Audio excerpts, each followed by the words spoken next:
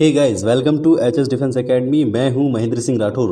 Right now आज हम लोग बात करेंगे क्योटो प्रोटोकॉल पर, और ये इन्वायरमेंटल साइंस का बहुत इंपॉर्टेंट टॉपिक है क्योंकि इस टॉपिक से आपके कई और टॉपिक्स रिलेशन रखते हैं, जैसे कि global warming, green house gases और आपका ओवरऑल वायु प्रदूषण। तो यहाँ पर क्योटो प्रोटोकॉल का भारत पर क्या प्रभाव हुआ और अन्य देशों पर क्या प्रभाव हुआ, हम लोग इस बारे में भी डिस्कस करेंगे। सो फर्स्ट ऑफ ऑल मेरा नए एस्पिरेंट से रिक्वेस्ट है कि वो एचएस डिफेंस एकेडमी को विथ बेल आइकन सब्सक्राइब कर ले ताकि उन्हें आगे भी नए वीडियोस मिलते रहें। सो चलिए देखते हैं इस टॉपिक को। देखिए, क्योटो प्रोटोकॉल 1997 या कोप 3, इसके बारे में डेफिनेटली हम लोग बहुत ही एक्सप्लेनेशन फॉर्म में बात करेंगे। इसकी शुरुआत जो है वो पृथ्वी सम्मेलन या अर्थ समिट में हुई थी, ध्यान रखिएगा।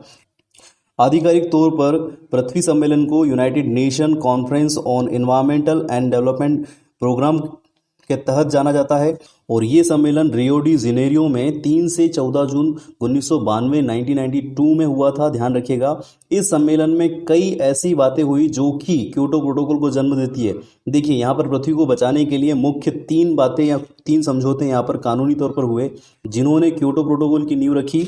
और यहाँ पर वो 3 जो सम्मेलन है वो देखिए क्या थे। फर्स्ट था कन्वेंशन ऑन बायोलॉजिकल डाइवर्सिटी, ठीक है, फर्स्ट था कन्वेंशन ऑन बायोलॉजिकल डाइवर्सिटी, जैव विविधता संधि। सेकंड था यूएनएफसीसी, और यहाँ पर जो तीसरा संधि हुआ था वो था United Nation convention to combat desertification, ठीक है, संयुक्त राष्ट्र मरुस्थलीकरण रोकथाम कन्वेंशन भी यहाँ पर हुआ, इस पर भी बातचीत हुई। तो इन 3 संधियों के तौर पर आपका जो है क्योटो प्रोटोकॉल ने जन्म लिया। देखिए कैसे, सबसे पहले हम लोग बात कर लेते हैं पहली संधि पर। देखिए, पहली संधि जो हुई थी वो थी कन्वेंशन ऑन बायोलॉजिकल डाइवर्सिटी।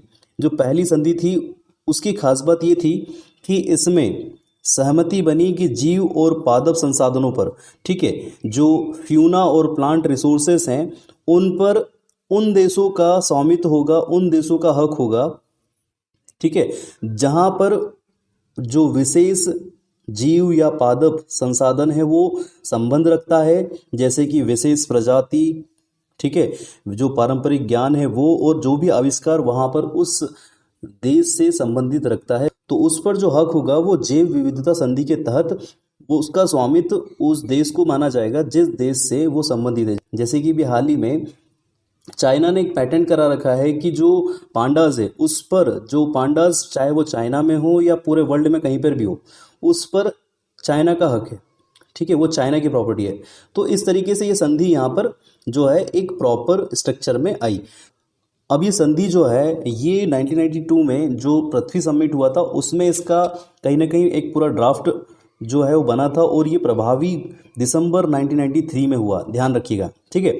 अब दूसरा जो समिट हुआ वो था आपका यूएनएफसीसी, ठीक है, यहाँ पे United nation framework convention on climate change. इस फ्रेमवर्क को प्रभावी कर दिया गया था 21 मार्च 1994 के बाद में, ठीक है। बात इसकी हो चुकी थी पहले ही, इसको प्रॉपर तरीके से प्रभावी कब किया गया, 1984 में। इसका काम क्या था, देखिए इसमें क्या हुआ कि ग्रीन हाउस गैसों को नियंत्रित करना और इसके लिए वार्षिक बैठक का आयोजन करना, ये इस कॉन्फ्रेंस ऑफ पार्टीज का मेन काम था। कॉन्फ्रेंस ऑफ पार्टीज इसको कहते हैं कोप, ठीक है। तो यूएनएफसीसी की जो बैठक है उसको कॉन्फ्रेंस ऑफ पार्टीज कहते हैं। ये आयोजित की जाने लगी है प्रत्येक वर्ष, जिसमें ग्रीन हाउस गैसों के बारे में बात की जाती है।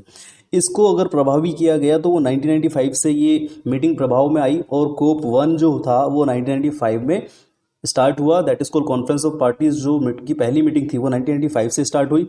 1996 और 1997 में आपका क्योटो प्रोटोकॉल सामने आया। तो इसी के चलते यहाँ पर 1997 में क्योटो प्रोटोकॉल ने जन्म लिया, ठीक है।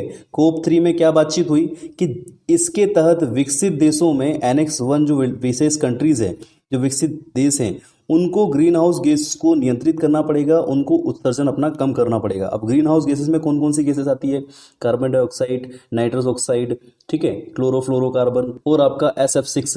ये इतनी सारी गैसेस जो हैं वो विकसित देश इतनी ज़्यादा उत्सर्जित कर चुके हैं जिससे ग्लोबल वार्मिंग की समस्या बढ़ती नजर आ रही है। इसके बाद जो तीसरी संधि होती है उसको कहते हैं United Nation convention to combat desertification. इसे संयुक्त राष्ट्र मरुस्थलीकरण रोकथाम कन्वेंशन भी कहते हैं। इसमें मरुस्थलीकरण की जो चुनौतियां हैं उनसे निपटने के लिए अंतर्राष्ट्रीय प्रयासों के तहत लोगों में जागरूकता बढ़ाना इस कन्वेंशन का मेन उद्देश्य था। इसके तहत प्रत्येक वर्ष 17 जून को खासतौर पर विश्व मरुस्थलीकरण दिवस या सूखा रोकथाम दिवस मनाया जाता है। ध्यान रखिएगा, 17 जून को मरुस्थलीकरण दिवस और सूखा दिवस मनाया जाता है। ठीक है, अब यहाँ पर इन 3 कन्वेंशन के बाद में क्योटो प्रोटोकॉल ने खासतौर पे किस पे जोड़ दिया था कि विकसित देशों को यहाँ पर ग्रीन हाउसेस गैसेस पर उत्सर्जन पर अंकुश लगाना पड़ेगा। अब इसके लिए क्योटो प्रोटोकॉल जो है वो कैसे जो है अपने स्वरूप में आता है, हम उसके लिए बात करते हैं। ठीक है, तो डेफिनेटली हम लोग one two one point two point इस पर डिस्कशन करेंगे कि ये इसकी शुरुआत कैसे हुई, इसका स्ट्रक्चर कैसे बना और ये प्रभावी कैसे हुआ और इस पे प्रभाव क्या पड़े। ठीक है, और इसके प्रभाव वर्ल्ड पे क्या पड़े। ठीक है, तो ये 4 से 5 क्वेश्चंस उठते हैं, इन पे हम डिस्कस करेंगे। यहाँ पर कोप 3 जो है वो जापान में 1997 में, अब कोप 3 या फिर क्योटो प्रोटोकॉल जो कि जापान में 1997 में इसका ड्राफ्ट तैयार हुआ और इसका काम था, और ये जो ये समझौता था ये एक अंतर्राष्ट्रीय समझौता था जो कि ग्लोबल वार्मिंग जैसी समस्याओं से निपटना और ग्रीन हाउस गैसेस उत्सर्जन को कम करने के लिए प्रतिबद्धता को लागू करने वाला एक प्रोटोकॉल था। इसको साइन किया गया था 11 दिसंबर 1997 में जापान के क्योटो में, और ये इफेक्टिव हुआ था, क्रियान्वित हुआ था 16 फरवरी 2005 को। अब ये इतना ज़्यादा गैप कैसे आ गया इसको इफेक्टिव होने में, हम लोग इस पर डिस्कस करेंगे क्योंकि बहुत सारी अड़चनें आई हैं जिनको आपको जानना बहुत ज़रूरी है। अब इसके लिए सबसे पहले जो स्टार्ट पॉइंट अगर देखा जाए तो 16 फरवरी 2005 को 55 स्टेट्स ने इसका साथ दिया, 55 स्टेट्स ने इसको सपोर्ट किया। अब अगर कोई पूछे कि कोप या क्योटो प्रोटोकॉल का एक्सपायरेशन क्या है, तो एक्सपायरेशन या फिर मैं कहूँ कि कार्यकाल खत्म कब होगा, तो 31 दिसंबर 2012 को इसका पीरियड जो है वो खत्म हो जाएगा। मतलब कि क्योटो प्रोटोकॉल को रिन्यू करने की बात आएगी सामने। तो यहाँ पर 84 स्टेट्स ने इसको हस्ताक्षर किया कि ये 31 दिसंबर 2012 को खत्म हो जाएगा या संधि को रिन्यू करना पड़ेगा इस दिन। ठीक है, तो इस समय पार्टीज अभी टोटल जो है 192 है जो कि क्योटो प्रोटोकॉल के सपोर्ट में, यानी कि यूनाइटेड नेशन जो है इसके साथ खड़ा है। लैंग्वेजेस की बात करूँ तो अरेबिक, मैंडरिन, मैंडरिन का मतलब होता है चाइनीज लैंग्वेज। ठीक है, इंग्लिश, फ्रेंच, रशियन और स्पेनिश, इन लैंग्वेजेस में यहाँ पर ऑफिशियली काम होता है, ध्यान रखिएगा।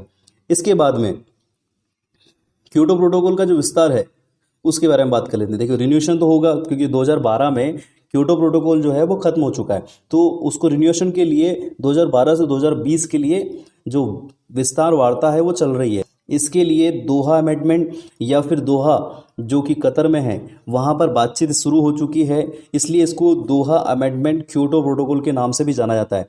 इसका ड्राफ्ट 8 दिसंबर 2012 को हो चुका है, ध्यान रखिएगा। इसका स्ट्रक्चर बन चुका है जो कि अभी तक इफेक्टिव नहीं हुआ है। क्यों? क्योंकि क्योटो प्रोटोकॉल के अनुच्छेद 55 के अनुसार यहाँ पर मेजॉरिटी स्टेट्स जो हैं वो सपोर्ट करना चाहिए। मतलब कि यहाँ पर क्योटो प्रोटोकॉल ने कहा है कि 55% जो डेवलप्ड कंट्री है उसको यहाँ पर सपोर्ट करना होगा, हस्ताक्षर करना होगा, तब जाकर के इफेक्टिव होगा। तो वही वाली बात हो गई। अब यहाँ पर क्या हुआ है कि इस 137 स्टेट्स ने अभी तक यहाँ पर हामी भर दी है। ठीक है, लेकिन यहाँ पर हमें रिक्वायरमेंट कितनी है, अभी टोटल कंट्रीज 192 है, उसका 3/4 बहुमत हमें रिक्वायर्ड है जो कि 144 स्टेट्स होता है। जिस दिन 144th कंट्रीज जहाँ पर साइन कर देगी क्योटो प्रोटोकॉल लागू हो जाएगा। अब यहाँ पर क्योटो प्रोटोकॉल जो है वो विस्तारित होगा डेफिनेटली, लेकिन इसके शुरुआत में जो प्रॉब्लम्स आई है वहाँ पर भी यही अनुच्छेद 55 के अनुसार जो प्रॉब्लम फेस की गई थी, जिसकी वजह से कई कंट्रीज ने सपोर्ट नहीं किया था और कई ने सपोर्ट किया था, और इसके पीछे एक बहुत ही दिलचस्प कहानी छुपी हुई है, हम उस पर डिस्कस करेंगे। ठीक है, सो उससे पहले मैं आपसे रिक्वेस्ट करता हूं कि आप प्लीज़ जो भी नए स्टूडेंट हैं वो एचएस डिफेंस एकेडमी को विद बेल आइकन सब्सक्राइब कर लें ताकि उन्हें आगे भी नई जो वीडियोस हैं वो अपडेटेड फॉर्म में नोटिफाई होती रहें। और साथ ही साथ आप मुझे फॉलो कर सकते हैं फेसबुक, इंस्टाग्राम, ट्विटर और टेलीग्राम पर, जहाँ पर आपको फ्री ऑफ कॉस्ट लेक्चर की PDF मिल जाएगी, जिससे आप यूपीएससी, एमपीपीएससी और एसएससी की और अन्य जितनी भी कॉम्पिटिटिव एग्जाम्स है उसमें बहुत ही बेहतरीन तरीके से अपनी प्रिपरेशन कर सकते हैं। अब देखिए, यहाँ पर क्योटो प्रोटोकॉल है उसके बारे में बात कर लेते हैं। सो आई होप आप लोग यहाँ पर सब्सक्राइब तो बहुत लोगों ने कर ही लिया होगा। सो क्योटो प्रोटोकॉल को क्यों लाया गया, ये क्वेश्चन उठता है। यहाँ पर मुख्य कारण बनता है IPCC. IPCC is called inter governmental panel for climate change. ठीक है, इन्होंने एक रिपोर्ट जारी करी और इसकी रिपोर्ट को आज बहुत ज़्यादा मान्यता दी जाती है और आईपीसीसी पर मैंने एक वीडियो बनाया भी है। अगर आपको इन्वायरमेंटल साइंस अच्छी तरह पढ़ना है तो आपको सबसे पहले जितने भी इन्वायरमेंट से रिलेटेड खास फर्म हैं या कन्वेंशन हैं या फिर जितने भी ब्रांचेस हैं उनके बारे में जानना बहुत ज़रूरी है। तो यहाँ पर आईपीसीसी एक फ्रेमवर्क है जो कि हमेशा एक रिपोर्ट जारी करती है, जो कि यूएनएफसीसी के अंतर्गत यहाँ पर जारी करती है। इसको जानना जरूरी है, इसके लिए मैंने पहले ही वीडियो बना दिया है, तो प्लीज़ आप आईपीसीसी का वीडियो जरूर देख लीजिए। और आईपीसीसी का वीडियो यहाँ पर देखेंगे तो आपको कई सारी चीज़ें क्लियर होंगी, जो कि यहाँ पर सीधे सीधे क्योटो प्रोटोकॉल से और अन्य जितने भी टॉपिक्स से, ग्लोबल वार्मिंग हो या फिर ग्रीन हाउस गैसेस हो, उनसे रिलेट करते हैं, वो क्लियर हो जाएंगे। अब यहाँ पर भविष्यवाणी क्या करी, ठीक है, तो आईपीसीसी ने कहा कि 1990 से लेके तो 2100 के बीच जो पृथ्वी का औसतन तापमान है 1.4 डिग्री सेल्सियस से लेके तो 5.8 डिग्री सेल्सियस तक चले जाएगा।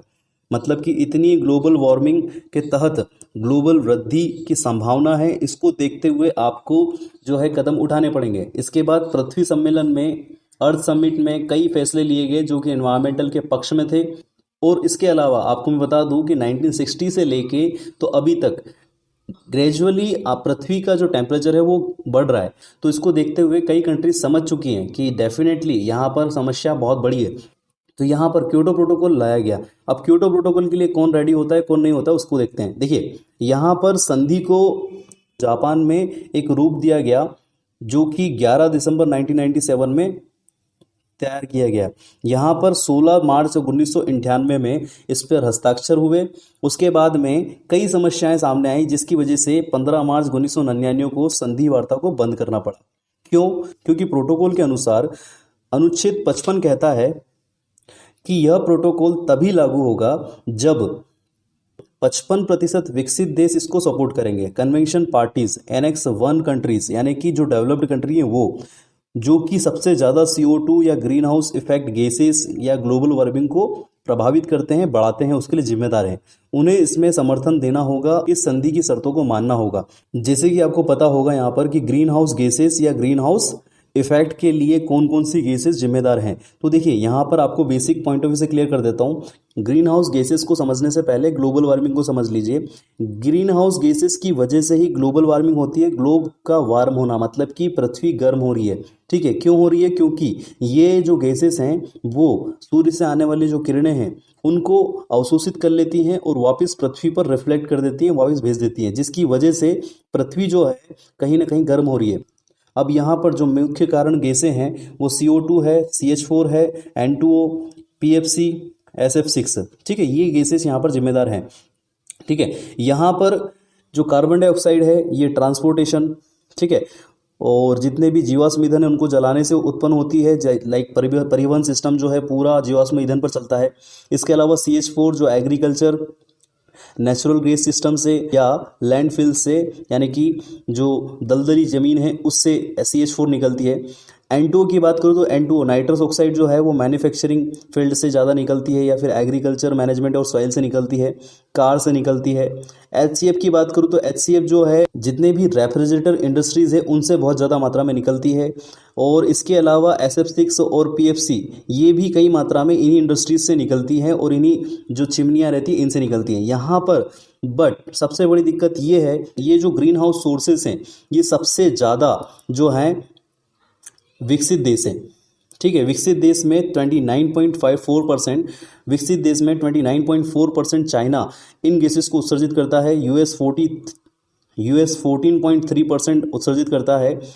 और इसके अलावा यूरोपीय यूनियन जो है वो 9.8%, इंडिया 6.8%, रशिया 4.9%, जापान 3.5%, यानी कि जो भी डेवलप्ड कंट्री है वो इसको ज़्यादा उत्सर्जित करती है, जिसको देखते हुए यहाँ पर क्योटो प्रोटोकॉल को लाया गया। मतलब कि ये वैसी बात हो गई कि कुछ देश ज़रूरत से ज़्यादा जो है वो पृथ्वी को दूषित कर रहे हैं और पृथ्वी को प्रभावित कर रहे हैं। इसके लिए डेफिनेटली किसी न किसी को तो आना होगा। तो यहाँ पर क्योटो प्रोटोकॉल एक रक्षा कवच के तौर पे आया है, जिसको लागू होना बहुत ज़रूरी है और ज़रूरी था यहाँ पर। इसके बाद क्या हुआ, देखिए, क्योटो प्रोटोकॉल के प्रमुख अवधारणा यही थी कि कानूनी तौर पर विकसित देश जो हैं वो अपना जो है पक्ष रख करके इस पूरे प्रोटोकॉल को सपोर्ट करें और यहाँ पर उन विकसित देशों को, जैसे कि यहाँ पर यूएस आ जाता है, यूरोपीय देश आ जाते हैं, जापान आते हैं, उनको ग्रीन हाउस गैसों का उत्सर्जन 2012 तक 1990 के आधार वर्ष की तुलना में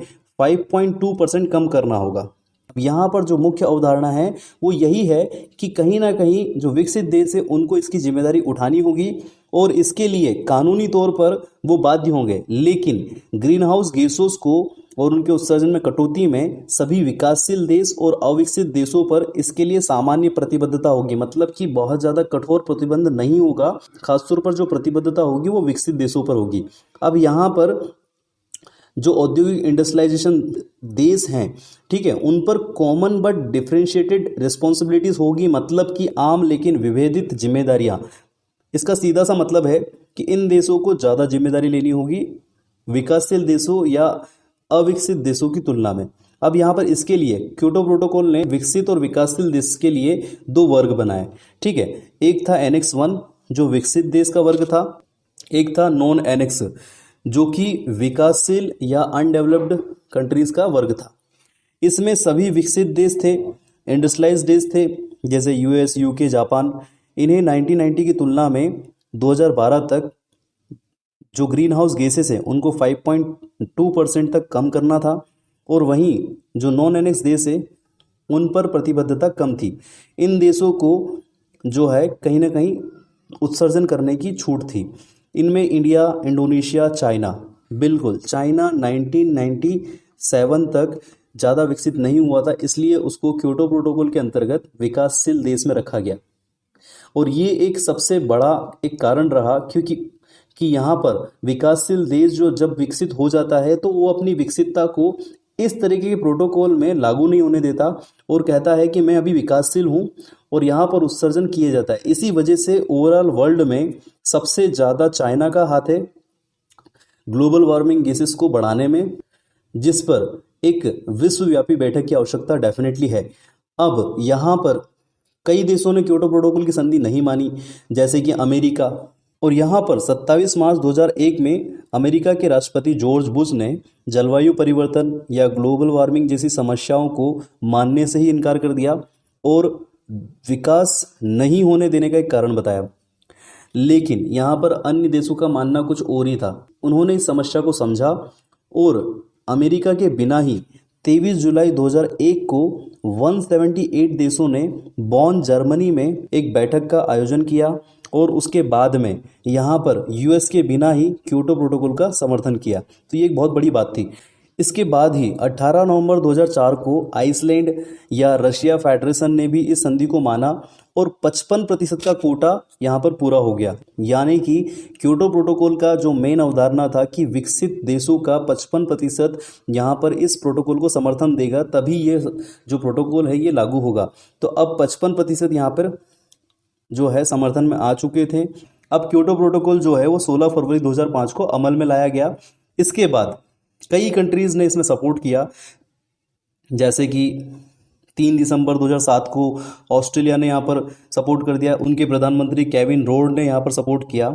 उसके बाद में 23 जून 2013 को अफगानिस्तान 192 कंट्री के रूप में 192 कंट्री के रूप में यहाँ पर क्योटो प्रोटोकॉल का सपोर्ट किया इसने। फिर मार्च 2008 में पूरी तरीके से यूनाइटेड नेशन जो है वो क्योटो प्रोटोकॉल के सपोर्ट में आ गया और उन्होंने यहाँ पर दिशा निर्देश जारी कर दिए कि इस क्योटो प्रोटोकॉल को मानना सभी कंट्रीज़ के लिए बहुत ज़्यादा ज़रूरी होगा। अब इसके लिए यहाँ पर यूनाइटेड नेशन ने एनेक्स ए और एनेक्स बी करके दो ग्रुप बनाए और एनेक्स ए जो है वही जो डेवलप कंट्री है जिनको मेनली 6 जो ग्रीन हाउस गैसेस हैं उनको उत्सर्जित करने का जो है लिमिट तय किया गया, जिसमें carbon dioxide, CO2, methane, CH4, nitrous oxide, N2O, हाइड्रोक्लोरोफ्लोरो जो है, उसके बाद में परफ्लोरोकार्बन PFC और इसके अलावा यहाँ पर सल्फर हेक्साफ्लोराइड जो कि SF6 है। इन 6 गैसों पर प्रतिबंध लगा दिया, इनको यहाँ पर लिमिट तय कर दी गई, एक कोटा तय किया गया। इसमें मुख्यतः ग्रीन हाउस गैसेस की अगर बात करूँ तो मेनली कारण है कार्बन डाइऑक्साइड, CH4 और N2O। उसके बाद में औद्योगिक जो लंबे समय तक चलने वाली गैसें हैं जो कि ग्रीन हाउस गैसेस को बढ़ाने में और ग्लोबल वार्मिंग जैसी समस्याओं को बढ़ाने में हेल्प करती हैं, HCF, PFC और SF6। FCF तो यहाँ पर ओजोन परत जो है उसमें जो छेद हो रहा है उसका मुख्य कारण HCF ही है, हाइड्रोक्लोरोफ्लोरो, जो कि रेफ्रिजरेटर इंडस्ट्रीज से सबसे ज़्यादा उत्सर्जित होती है, जिसकी वजह से ओजोन लेयर में छेद होता है। अब इसके ऊपर भी मैंने वीडियो बना रखा है। इसके लिए आप जो ओजोन परत है, ओजोन होती क्या है, ओजोन लेयर क्या होती है, या फिर ओजोन रिक्तीकरण क्या होता है, कई सारे टॉपिक्स है, इन पर मैंने वीडियो बना रखा है। आप उस पर जाकर के उन वीडियोस को देख सकते हैं और इसके साथ ही साथ अपने इन्वायरमेंटल साइंस के नॉलेज को बढ़ा सकते हैं। इसके बाद अन्य टॉपिक को भी आप देख सकते हैं। इसके अलावा एनेक्स बी कंट्री क्या है? एनेक्स बी कंट्री या एनेक्स बी ग्रुप जो है वो ऐसी कंट्रीज थी जिनको यहाँ पर यूनाइटेड नेशन ने टारगेट दिया, जिसमें लगभग 39 कंट्रीज थी जिनको ग्रीन हाउस गैस उत्सर्जन को कम करने के लिए लक्ष्य दिए गए। जैसे कि यूएस को 7%, यूरोपीय यूनियन को 8% और कनाडा को 5%, जापान को 6%, ऑस्ट्रेलिया को 8%, रूस को 10%, इस तरीके से टारगेट दिया गया। इसके बाद यहाँ पर जो कंट्रीज़ हैं वो कहीं ना कहीं खुल करके सपोर्ट में आती हैं क्योटो प्रोटोकॉल के। लेकिन यहाँ पर दो अवधारणा और हैं। पहली अवधारणा तो मैंने आपको बताई कि यहाँ पर विकसित देशों को ज़्यादा जिम्मेदारी लेनी होगी according to Kyoto protocol. Second अवधारणा यहाँ पर ये थी कि विकासशील देशों में प्रति व्यक्ति उत्सर्जन अभी अपेक्षाकृत कम है, मतलब कि जो विकासशील देश है वो ग्लोबल वार्मिंग इफेक्टेड जो गैसेस हैं या ग्रीन हाउस गैसेस हैं उनको उत्सर्जित कर सकते हैं। कब तक? जब तक वो विकसित नहीं हो जाए या फिर बहुत ज़्यादा इमिटेट करना नहीं चालू कर दें। तो यहाँ पर उनको अभी हक है। क्यों? क्योंकि यहाँ पर विकसित देशों ने बहुत सारा उत्सर्जन करके वो विकासवान हो चुके हैं, विकसित हो चुके हैं। लेकिन विकासशील देशों को अब बोला जाए कि आप जो है ग्रीन हाउस गैसेज जो हैं वो आप उत्सर्जित मत करिए, क्योंकि इंडस्ट्री तो इन गैसों पे डिपेंड करती है। तो यहाँ पर प्रोटोकॉल के अनुसार एकदम से हम लोग किसी भी विकासशील देश को मना नहीं कर सकते कि आप जो है अपनी इस इंडस्ट्री को बंद कर दें। जैसे कि ओजोन परत में अगर इफेक्ट बहुत ज़्यादा हो रहा था हाइड्रोक्लोरोकार्बन के कारण, तो यहाँ पर उसके लिए कदम उठाया गया था और कई कंट्रीज़ ने इसके उत्सर्जन को बंद कर दिया था। कई सारी इंडस्ट्रीज जो जिसमें HCF का यूज़ हो रहा था वो बंद हो चुकी थी, जिसकी वजह से कई देशों को बहुत सारी हानि भी हुई। लेकिन क्योटो प्रोटोकॉल तो बहुत बड़ा लेवल का कॉन्सेप्ट है, क्योंकि यहाँ पर सारी ग्रीन हाउस गैसेज इंक्लूडेड है। तो अब यहाँ पर विकासशील देश किस किस इंडस्ट्री को बंद करेगा? तो अभी उनको ये छूट दी गई है। सेकेंड अवधारणा यहाँ पे ये आती है कि सामाजिक व विकास की जरूरतों को जो पूरा करने के लिए यहाँ पर वैश्विक उत्सर्जन विकासशील देशों में बदलती जाएगी। मतलब कि यहाँ पर जो विकासशील देश है विकसित होते होते जो ग्रीन हाउस गैसेज है उनको भी उत्सर्जित करना बहुत ज़्यादा मात्रा में करना स्टार्ट कर देंगे। तो ऐसे में उनको यहाँ पर रुकना होगा और एक समय के बाद में प्रतिबद्ध होना पड़ेगा, उनको भी टारगेट दिया जाएगा। जैसे कि अभी चाइना को भी कहीं ना कहीं यहाँ पर एक टारगेट बेस में लेके आना जरूरी है, क्योंकि वो अब विकासशील देश ना होकर के विकसित हो चुका है। अब यहाँ पर देखा जाए तो क्योटो प्रोटोकॉल की प्रतिबद्धता देखिए, यहाँ पे क्योटो प्रोटोकॉल ने बहुत सारे लाइन ऑफ कंट्रोल लगाए हैं। यहाँ पर सबसे पहले तो उन्होंने वित्तीय प्रतिबद्धता लगा दी है। देखिए करा क्या है, क्योटो प्रोटोकॉल के अनुसार उन्होंने क्या किया है कि जो विकसित देश है उनको बिलियंस ऑफ डॉलर जो है वो निवेश करना होगा विकासशील देशों को। ठीक है, उनके लिए प्रोजेक्ट्स में हेल्प करनी पड़ेगी और साथ ही साथ अपनी तकनीक को भी देना होगा। इस पर मूलतः UNFCCC पर सहमति हो चुकी थी। जब UNFCCC जो है वो प्रकाश में आया था, उस पर जब संधि हुई थी तब इस पर बात हो चुकी थी कि यहाँ पर विकासशील देशों में विकसित देशों को इन्वेस्टमेंट करना होगा। और इसके अलावा यहाँ पर जो मैंने कहा है ना कि कार्बन की रिक्वायरमेंट अगर है तो इन्वेस्टमेंट करना होगा। देखिए यहाँ पर क्योटो प्रोटोकॉल के तहत उत्सर्जन व्यापार या एमिशन ट्रेडिंग करके एक कॉन्सेप्ट लाया गया, जिसमें कार्बन मेन जो है प्रॉब्लम है, CO2 जो है वो कार्बन से जो है इमिट होता है, उसका मेन प्रॉब्लम है। तो CO2 उत्सर्जन जो है मेन प्रॉब्लम। यहाँ पर हर एक देश को एक कोटा दे दिया गया, लिमिट दे दी गई, जिसके तहत उसको अपने कोटे के अंतर्गत जो है उत्सर्जन करना होगा। अगर इन केस किसी भी विकसित देश का कोटा खत्म हो जाता है, लिमिट के ऊपर चले जाती है उत्सर्जन, तो ऐसी कंडीशन में उस पर कानूनी तौर पर वित्तीय प्रतिबद्धता लगेगी और उस पर कई तरीके के जुर्माने लगते हैं। अब इन सबसे बचने के लिए यहाँ पर कार्बन ट्रेडिंग और CDM क्लीन डेवलपमेंट मैकेनिज्म और इसके अलावा जॉइंट इम्प्लीमेंटेशन की के कॉन्सेप्ट लेके आए गए। अब ये है क्या, ये बहुत इंपॉर्टेंट समझिएगा। कार्बन ट्रेडिंग पर एक वीडियो मैं बनाऊंगा, ध्यान रखिएगा। देखिए कार्बन ट्रेडिंग तो डेफिनेटली नाम से क्लियर हो रहा है कि एक व्यापार, कार्बन का व्यापार। यहाँ पर यही होगा, एक विकसित देश विकासशील देश से कार्बन को खरीदेगा। ठीक है, कैसे खरीदेगा समझाऊंगा आपको मैं। इसके अलावा सीडीएम की बात करूं मैं आपसे, तो सीडीएम में क्या होगा कि एक विकसित देश एक विकासशील देश में या एक डेवलपिंग कंट्रीज में अगर इन्वेस्ट करता है, तो यहाँ पर जो डेवलपिंग कंट्री है वो यहाँ पर विकसित देश को यहाँ पर कार्बन रिडक्शन सर्टिफिकेशन दे देगा, जिसकी वजह से विकसित देश और कार्बन उत्सर्जित कर सकता है। इसके अलावा जॉइंट इम्प्लीमेंटेशन क्या है, जॉइंट इम्प्लीमेंटेशन के तहत अगर देखा जाए तो यहाँ पर कार्बन, यहाँ पर एनेक्स बी कंट्री यानी कि एक डेवलप्ड कंट्री जो है वो दूसरी डेवलप्ड कंट्री में जॉइंट इम्प्लीमेंटेशन प्रोजेक्ट स्टार्ट करते हैं, यानी कि जिसकी वजह से, जैसे कि यहाँ पे प्रोजेक्ट होगा सोलर प्लांटेशन या फिर what we can say simply plantation, जो पेड़ पौधे प्लांट करते हैं। तो इन प्रोजेक्ट के तहत कार्बन डाइऑक्साइड उत्सर्जन कम होता है, जिससे इनकी कार्बन क्रेडिट क्षमता जो है वो बढ़ जाती है, कार्बन अर्न कर लेते हैं ये कार्बन, इनको कार्बन अर्न हो जाता है, जिसकी वजह से इनको सर्टिफिकेट मिलता है कि ये जितना इन्होंने जो प्रोजेक्ट के अनुसार इन्होंने जो खर्च किया उसके बिहाफ पे इनको कार्बन क्रेडिट्स मिल जाते हैं, जिससे वो और कार्बन उत्सर्जित कर पाते हैं। अब यहाँ पर एक बात और इम्पोर्टेंट जान लीजिए। देखिए कार्बन उत्सर्जन का जो कॉन्सेप्ट, कार्बन उत्सर्जन का जो कॉन्सेप्ट है, जिसमें लिमिट जो है, एक बाउंडेशन जो है क्योटो प्रोटोकॉल के अंतर्गत बांध दी गई है। बट इन्होंने यहाँ पर क्या करा, सारी कंट्रीज ने जो कार्बन उत्सर्जन की जो जिम्मेदारी है वो अपनी जो कंपनियां हैं जिनकी वजह से कार्बन उत्सर्जित होती है या फिर ग्रीन हाउस गैसेस जो हैं उत्सर्जित होती है, उनको जिम्मेदारी दे दी है कि उन्हें यहाँ पर कार्बन कम उत्सर्जित करना है, और अगर वो उत्सर्जित करती है तो उसका वहन भी उन्हें ही करना पड़ेगा। तो यहाँ पे कार्बन ट्रेडिंग जो है उसको समझते हैं। देखिए कार्बन ट्रेडिंग जो है वो डेफिनेटली एक व्यापारी है। इसमें होगा क्या, देखिए 4 कंडीशन बनती है यहाँ पर, समझिएगा। एक कंपनी ऐसी है जिसके पास में कार्बन है जो अपने पूरे कार्बन लिमिट को यूज़ नहीं कर पा रही है, तो ऐसी कंडीशन में वो जो है कार्बन मार्केट में अपनी कार्बन को बेच देती है। इस कंडीशन में जो विकसित देश हैं उनकी कंपनियां क्या करेंगी, जो कि बहुत ज़्यादा मात्रा में कार्बन उत्सर्जित कर रही हैं, वो उस कार्बन को खरीद लेंगी। ठीक है, और फिर उस कार्बन को वो ऐसी कंपनी में इन्वेस्ट करेंगी जो कि रिक्वायरमेंट्स के बराबर और रिक्वायरमेंट से ज़्यादा कार्बन को उत्सर्जित नहीं करती हैं, और इससे होता क्या है कि कार्बन ट्रेडिंग मार्केट चलता रहता है। तो मतलब कि यहाँ पर कार्बन की जो है खरीदी और बिक्री चलती रहती है। तो ये कॉन्सेप्ट था, थोड़ा समझिएगा इस बात को। इसके बाद में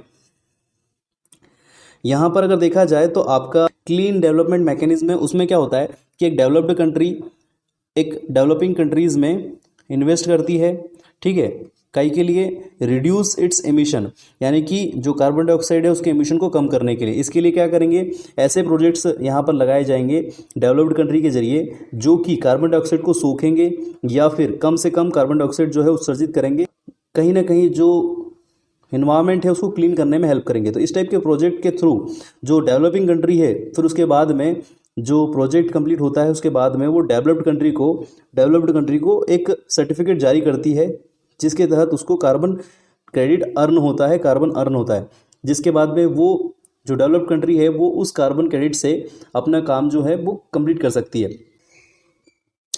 अब यहाँ पर जॉइंट इम्प्लीमेंटेशन क्या होता है, जॉइंट इम्प्लीमेंटेशन में क्या होता है कि यहाँ पर एक डेवलप्ड कंट्री है वो किसी दूसरी डेवलप्ड कंट्री में प्रोजेक्ट सेट करती है। अब यहाँ पे सारी डेवलप कंट्रियाँ जो हैं आप जानते हैं। अब यहाँ पर क्या होता है कि ऐसे प्रोजेक्ट में यहाँ पर इम्प्लीमेंटेशन होता है जो कि इन्वायरमेंट के लिए अच्छे हैं, जिससे जो कार्बन उत्सर्जन है वो कम हो जाता है।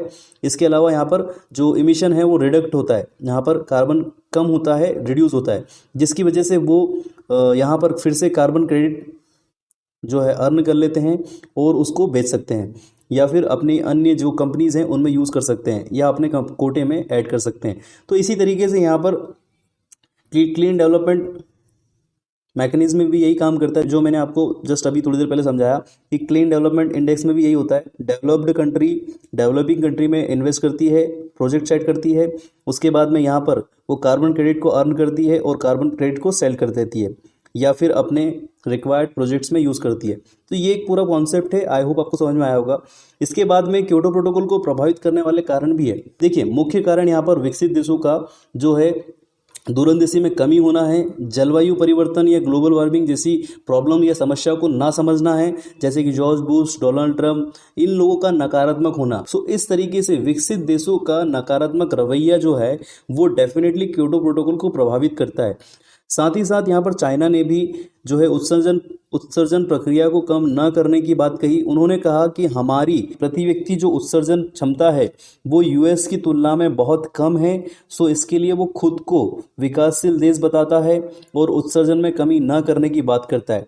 सो इसी तरीके से यहाँ पर कई देशों ने अपने पॉइंट्स रखे जो विकासशील से होते हुए विकसित होते जा रहे हैं। ठीक है, अब यहाँ पर इंडिया ने भी एक ही बात कही है कि जिस तरीके से चाइना जो है अपने आप को प्रोटेक्ट कर रहा है कि जो पश्चिमी देश हैं उन्होंने अपने देश को विकसित कर लिया है और कई ज़्यादा मात्रा में इस पूरी पृथ्वी को कहीं ना कहीं इन्वायरमेंटल पॉइंट ऑफ व्यू से प्रभावित किया है, ग्लोबल वार्मिंग को बढ़ाया है, ग्रीन हाउस गैसेस बहुत ज़्यादा मात्रा में उत्सर्जित की है।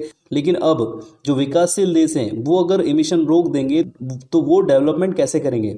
तो यही पॉइंट हमने भी रखा है। अब यहाँ पर समय से पहले बहुत सारी चीज़ें ऐसी कर सकते हैं जो कि क्योटो प्रोटोकॉल के तहत एक तो इम्पॉर्टेंट भी है और साथ ही साथ इससे इंडिया को बहुत बड़ा फ़ायदा है। देखिए, कार्बन क्रेडिट एक बहुत बड़ा व्यापार बन गया है। कार्बन ट्रेडिंग के पॉइंट ऑफ व्यू से हमारे पास में कार्बन क्रेडिट बहुत ज़्यादा है। हमारे पास में इतना ज़्यादा कोटा है क्योंकि हम लोग कार्बन का इतना ज़्यादा यूज़ कर ही नहीं पाते हैं। रीज़न है इंडस्ट्रियलाइजेशन का कम होना और इसकी वजह से हम विकसित देशों को बहुत मात्रा में कार्बन को सेल कर सकते हैं जिससे बहुत सारी आर्थिक सहायता मिलेगी। और साथ ही साथ यहाँ पर प्रोटोकॉल के अंतर्गत ये भी कहा गया है कि अगर कोई देश प्लांटेशन करता है या फिर कुछ ऐसे प्रोजेक्ट लगाता है जिससे कार्बन उत्सर्जन कम होता है तो उसके तहत भी उसको कार्बन क्रेडिट्स मिलते हैं, जैसे कि मैंने आपको जॉइंट इम्प्लीमेंटेशन और सीडीएम में बताया। उसी तरीके से यहाँ पर इस टाइप के प्रोजेक्ट्स लगा करके प्लांटेशन करके हम कार्बन क्रेडिट्स अर्न कर सकते हैं और उसे विश्वव्यापी कार्बन ट्रेडिंग मार्केट में बेच सकते हैं। अब यहाँ पर जिस तरीके से चाइना रवैया अपना रहा है वो सही नहीं है। उनको कहीं ना कहीं इस प्रोटोकॉल को प्रॉपर तरीके से मानना पड़ेगा। जिस तरीके से इंडिया ने सपोर्ट किया है, इंडिया ने भी कहीं ना कहीं कुछ हद तक बहुत ज़्यादा मात्रा में जो है ग्लोबल वार्मिंग गैसेस उत्सर्जन करना कम कर दिया है, कार्बन डाइऑक्साइड उत्सर्जन कम कर दिया है। हम लोग इको फ्रेंडली होते जा रहे हैं और ज़्यादा से ज़्यादा हम लोग यहाँ पर प्लांटेशन करते हैं। ये प्रॉब्लम जो है कहीं ना कहीं आपकी प्लांटेशन और जो इको फ्रेंडली प्रोजेक्ट्स हैं उनसे कम हो सकती है। लेकिन इन सभी मामलों को देखते हुए, इन सभी कारणों को देखने के बावजूद 12 दिसंबर 2011 को कनाडा ने भी क्योटो प्रोटोकॉल को मानने से मना कर दिया। जिस तरीके से चाइना का या अमेरिका का या विकसित देशों का रवैया है उसको देखते हुए यहाँ पर उन्होंने यही कहा कि इस प्रोटोकॉल को यूएसए, चाइना जैसी मेजर कंट्रीज जो कि CO2 को बहुत ज़्यादा मात्रा में उत्सर्जित करती हैं वो इसको नहीं मानती हैं। तो COP3 या क्योटो प्रोटोकॉल का उद्देश्य कैसे पूरा होगा और हम भी अपने विकास को क्यों रोके? इस स्टेटमेंट के साथ में कनाडा ने भी क्योटो प्रोटोकॉल को मानने से मना कर दिया। तो इस तरीके से बहुत सारी समस्याएं यहाँ पर सामने आती हैं। अब देखना ये है कि क्योटो प्रोटोकॉल को विस्तारित किया जाता है या नहीं। बशर्त डेफिनेटली 137 कंट्रीज़ ने यहाँ पर सपोर्ट किया है तो आगे चल करके कई कंट्रीज सामने आएंगी और इन्वायरमेंट को यहाँ पर बचाएंगी। सो आई होप आपको ये टॉपिक समझ आया होगा और ये वीडियो आपको बहुत अच्छा लगा होगा। सो प्लीज़ आप इसे लाइक ज़रूर करें, शेयर ज़रूर करें। आपका लाइक मेरा मोटिवेशन है और आपका शेयर मेरे फ्री एजुकेशन रिवॉल्यूशन को बढ़ाएगा। यहाँ पर मेरी सर्विस उन एस्पिरेंट्स के पास में जाएगी जिनको रिक्वायर्ड है। जैसे आपके पास मेरी सर्विसेज फ्री ऑफ कॉस्ट आ रही हैं, उसी तरीके से मेरी वीडियोज़ जो हैं वो दूसरे एस्पिरेंट्स के पास भी जाना चाहिए। तो प्लीज़ आप इसे शेयर ज़रूर कीजिए क्योंकि ज्ञान बांटने से बढ़ता है। सो यहाँ पर सबसे पहले जितने भी नए एस्पिरेंट्स हैं उनसे रिक्वेस्ट है कि वो HS डिफेंस एकेडमी को सब्सक्राइब कर लें विथ बेल आइकॉन, ताकि उन्हें भी नए वीडियोस जो हैं वो नोटिफाई होते रहें। और करंट अफेयर की जो सीरीज़ चल रही है उसके भी कहीं ना कहीं बहुत ही ज़्यादा डिस्कशन फॉर्म में, बहुत ही एक्सप्लेनेसिंग फॉर्म में जो वीडियोस आते हैं वो मिल जाएंगे। इसके अलावा हम लोग अभी इन्वायरमेंटल साइंस की वीडियोस अपलोड कर रहे हैं और अन्य टॉपिक्स और सब्जेक्ट्स को भी हम लोग कवर करेंगे धीरे धीरे। सो प्लीज़ आप यहाँ पर HS डिफेंस एकेडमी को सब्सक्राइब कीजिए विथ बेल आइकॉन। और साथ ही साथ आप मुझे ज्वाइन कर सकते हैं टेलीग्राम पर, फेसबुक पर, इंस्टाग्राम पर, ट्विटर पर। ताकि यहाँ पर आपको वीडियो लेक्चर पीडीएफ्स मिल जाए जो कि आपकी जितनी भी कॉम्पिटिटिव एग्जाम से लाइक यूपीएससी, एमपीपीएससी, एसएससी और अन्य एग्जामिनेशन जो कॉम्पिटिटिव फील्ड में होती हैं उनके लिए आपको बहुत ही ज़्यादा कारगर साबित होगी, जो कि आपकी प्रिपरेशन में हेल्प करेंगी। सो प्लीज़ आप इस वीडियो को शेयर ज़रूर करें और मेरी यहाँ पर कामना यही होगी कि आप बढ़ें और देश का नाम रोशन करें। Thank you so much. Mahendra Singh Rathore, जय हिंद।